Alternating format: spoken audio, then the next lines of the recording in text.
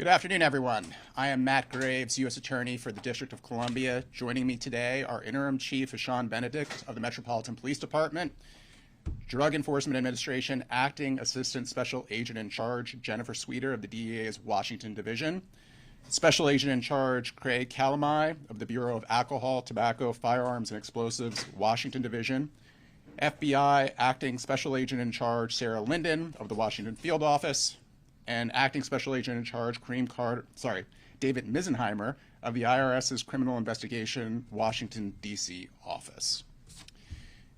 The United States Attorney's Office for the District of Columbia, the Metropolitan Police Department, and our federal law enforcement partners are laser focused on addressing the violence in our community.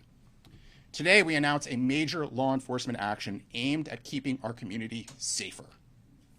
We have partially unsealed an indictment against members of the Kennedy Street Crew, or KDY as they are known, and announced the arrest of 12 members of that crew. The crew takes the name of a street that runs through the northern quadrants of our district.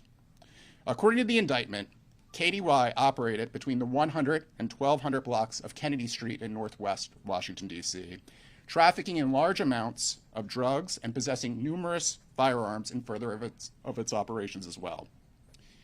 In connection with this investigation, we have seized over 400 grams of fentanyl, approximately 1 kilogram of cocaine, over 100 kilograms of marijuana, and more than 40 firearms, including 8 suspected machine guns. The seized drugs would have generated several $100,000 if they were sold on our streets.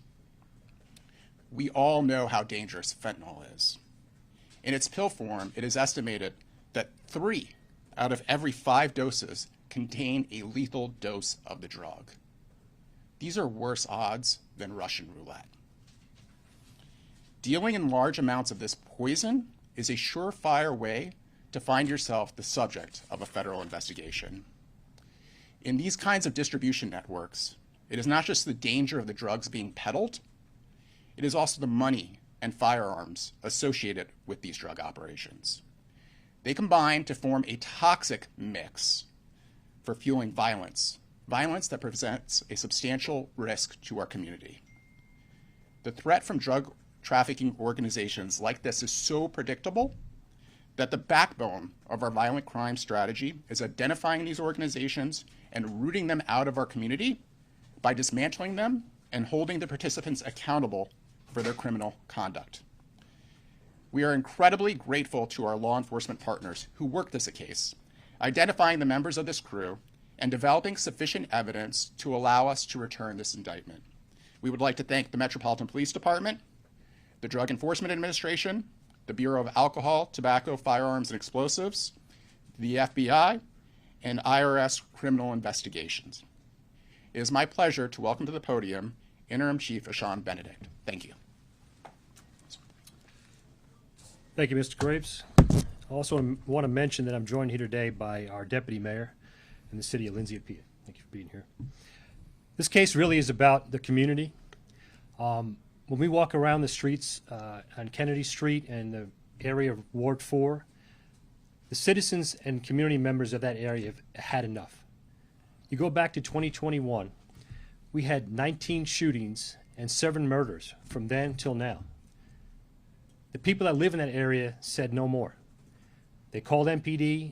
We kept going up there. We kept getting guns and getting drugs, but the perpetrators still kept getting out. So we need to come up with a better strategy. Almost 2 years ago, we created the Violent Crime Impact Team, which is a compilation of MPD, ATF, DEA, FBI, IRS investigators to look at things in a holistic manner and bring everybody's best tools to the table. And that's what we did here today. The IRS agent, please raise your hand. If an IRS criminal investigator is part of this case, you know you really tripped up because they're not really looking at nickel and dime investigations. They're here because the Kennedy Street Crew is not some corner crew. This is an organized criminal organization, and it took a sophisticated investigative effort to bring them down. As the U.S. Attorney mentioned, the amount of drugs that were seized, I would want to reiterate the 42 firearms we recovered in this investigation. That's a lot of guns. A lot of those guns were modified to shoot automatically so machine guns. So this indictment reflects that. There are folks that carried firearms in furtherance of drug trafficking, and they carried machine guns in furtherance of drug trafficking. There's significant penalties involved at that. And our crackshot assistant U.S. attorneys are going to prosecute this case to the fullest to bring these people accountable. Because our goal is to keep them off the street and keep them off the street for a long, long time. I want to thank again our community for bringing this information forward to us. I want to also reach out to them in furtherance of any information they still want to provide on this group or any other group, because they started in Ward 4 and Kennedy Street and the surrounding areas, but this crew started to move around town as well into other wards. So if there's any information that the public wants to provide us on this crew or additional crews, please call us at 202-727-9099, or you can text us anonymously at 50411. I want to thank our amazing partners for working with us each and every day and really feeling it, right? You react differently to the proximity to the pain, and they felt the pain that our citizens feel, and they brought their best agents and their best resources to work with our detectives and the U.S. Attorney's Office to at least bring this case to the arrest phase. Now we got more work to do. I'm going to turn it back over to Mr. Graves for any other questions. Thank you. Are there any questions? Mr. Graves, you said partially unsealed. How many other people are you looking for? So we've unsealed the indictment with respect to 12 individuals, and those 12 individuals have been arrested. There are several other individuals who remain under seal, and the charges associated with them remain under seal because the charges and the nature of the charges might reveal who the individual is. There's obviously a complicated balance that we have to strike between law enforcement safety and trying to apprehend individuals and alerting the public so that they can assist in our apprehension efforts. Can you give a rough idea of how many more people? Several. Yes. Can you give us an idea of kind of like the TikTok of how the dozen Kennedy Street gang members were arrested? Did it all happen within a day? Did it just happen like this past day? Yes. So it occurred over the course of the last 24 to 36 hours. Are they all making initial appearances today? I believe so. They were originally scheduled. It's always a challenge with this many people to get them all through on the same day, but I think that's going to happen. I have a question regarding the IRS involvement. Can you describe that a little bit more about what they were looking into and how that differs from other investigations you may be doing? So, not in the context of this specific case, but what I can say generally, and the reason that Interim Chief Benedict said you've really messed up when the IRS is involved, is that generally when the IRS becomes involved in violent crime investigations like this, there are large amounts of money that are being moved.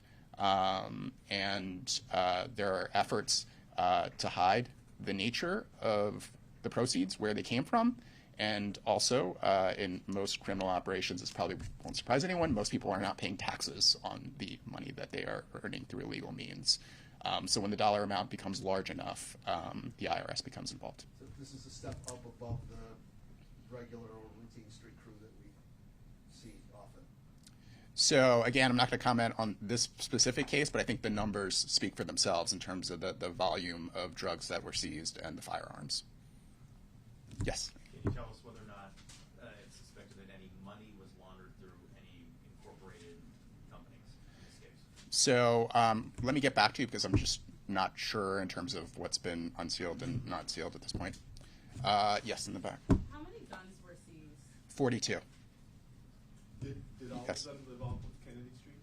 So when the indictment is unsealed, you'll see, and the press release will include where the individuals lived. Most lived in the district. I believe there's one individual who lived outside the district of the individuals who've been arrested so far. Can we talk about the recent low papering rates for gun arrests? Are we trying to get those numbers back up? Are there like any obstacles or hurdles in the way? Can we talk about that? So these are two entirely different situations. This is a long-term investigation. All the individuals who were arrested today are going to be charged. They're going to be charged with serious federal crimes. Where we've seen issues with charging rates with respect to firearms have been in incidental street contacts between law enforcement and individuals in the community.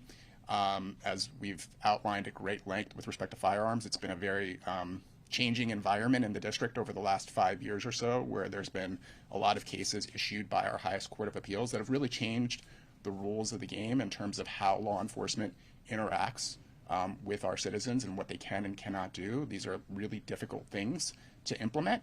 We are working with a Metropolitan Police Department, and we've already seen increased charging rates with respect to firearms this year. Yes. Sir, you indicated, I know you said that these charges involve guns and drug trafficking, and I think you alluded to the violence in the area. Are there any violent crimes that are part of this that they are accused of or charged with at this point, or are there metrics that you believe are linked to the number of violent crimes that are associated with them? Yeah, so the charges in the partially unsealed indictment all relate to drug distribution, firearms possession, and using firearms in the course of drug distribution and related types charges. As I said in my opening comments, that kind of activity at this scale is a magnet for violence, whether any of the individuals involved themselves are personally involved in violence. And to your point about metrics, this is now, I believe, the 5th takedown of this type since the Metropolitan Police Department formed the impact team that Interim Chief Benedict referred to. In all those takedowns, we've seen immediately afterwards market decreases in various violent crime metrics, which shows that the strategy works. All right. Thank you all very much for your attendance today and for your focus on this important investigative action. Thank you. Thank you.